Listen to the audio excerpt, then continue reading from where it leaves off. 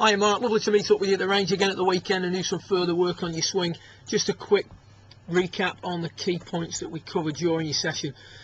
First of all, we're getting trapped on the inside. We know that. We've got a club that's coming too much from the inside. We're hitting a lot of shots way right, or consequently, to try and combat that, we're hitting a lot of quick hooks to the left. We're also added to that a problem hitting the ground behind the ball. Now, usually when a player's swing is too much from the inside, the low point will move back and he will struggle hitting the ground behind the ball.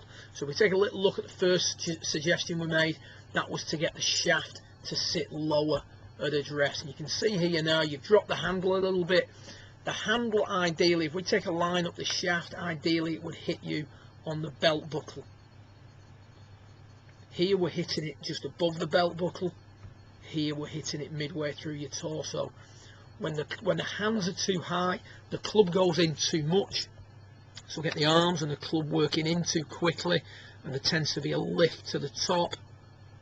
And the shaft of the club there now is pointing a long way right, and that's basically where the path of the club has been shifted to. Take a little look at you now with the hands a touch lower. We've also moved your ball a touch forward in your stance here. You can see here on the bottom screen that the ball's a little bit too far back for someone who wants to attack it less from the inside. So we've got handle down, ball forward at this stage. As a result, the hands don't quite come in as quick, and at the top of the backswing, the shaft of the club is in a much better line. It's shifted less to the right. It is to the right, but not as far to the right. So a little bit more online position at the top because of a better setup position. You can see there the big gap between the right elbow and the side is suggesting a lift to the top. Here we've maintained pressure points, which was the other thing we covered during your session, where the arms are trying to stay on the rib cage. Very difficult to do that if the takeaway is too much on the inside, because as we just suggested, we get a big lift as we approach the top. On this one now, you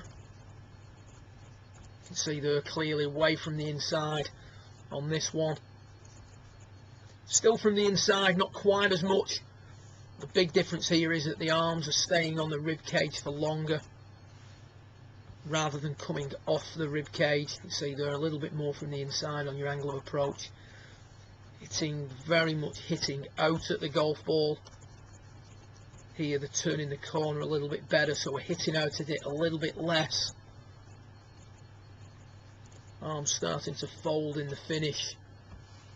Arms coming off the rib cage, a little bit out of control. So hands lower, arms pinned to the rib cage, and ball forward were your key thoughts.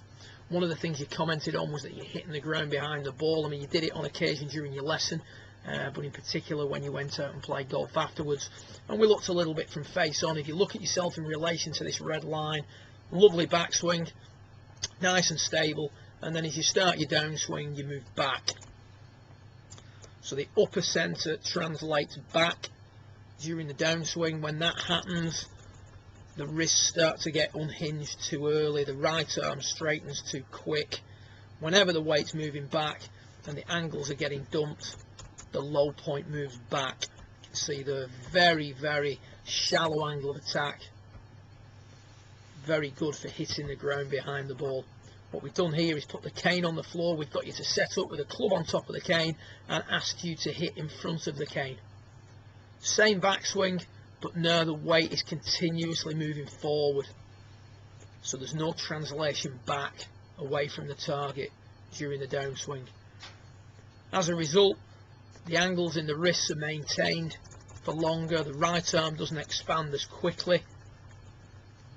The release point is much more over the ball, and you can see clearly there that the club is attacking the ball with a much steeper angle of descent than what we see here. Picture on the left, very good for hitting the ground behind the ball, hitting big pushes to the right. Picture on the right, very good for hitting the ball first. The push to the right will be less, and that draw shot will be more prevalent. Keep moving forward, never moving back. Much improved position coming into impact than what we see on the left hand side. Good luck with it, and I look forward to working with you again towards the end of March. Well